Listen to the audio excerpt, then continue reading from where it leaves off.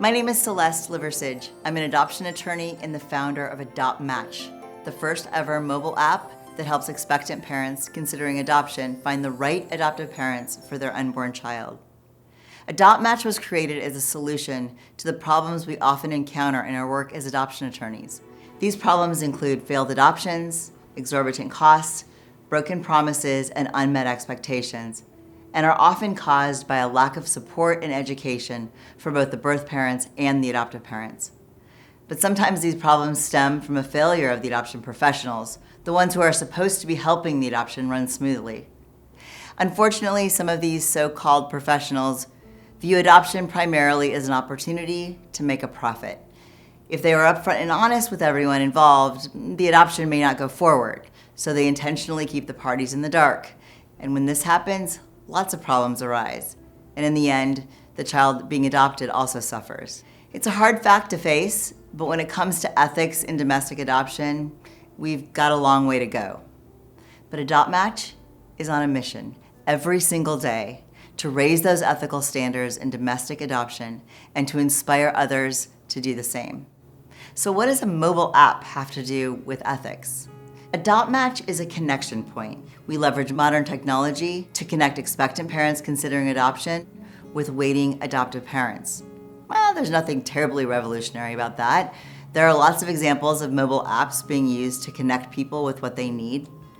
In an adoption, expectant parents need adoptive parents, and adoptive parents need an expectant mother.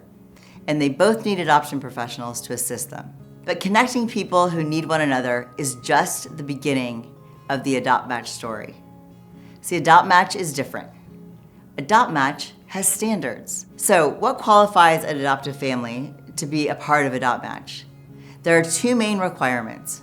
First, each adoptive family has to have completed a home study within the past 1 year. That means the family has been investigated by state licensed agents and approved to adopt. While having a valid home study is vital, as far as we're concerned, it's just the beginning. The second requirement is what sets AdoptMatch apart from other adoption matching websites or services. See, in order for adoptive parents to connect with expectant parents on the AdoptMatch app or on adoptmatch.com, the family must be working with an adoption professional who has undergone the AdoptMatch screening process, has demonstrated their commitment to ethical and compassionate adoption, and who has promised in writing that they adhere to AdoptMatch's 4 guiding principles for domestic adoption.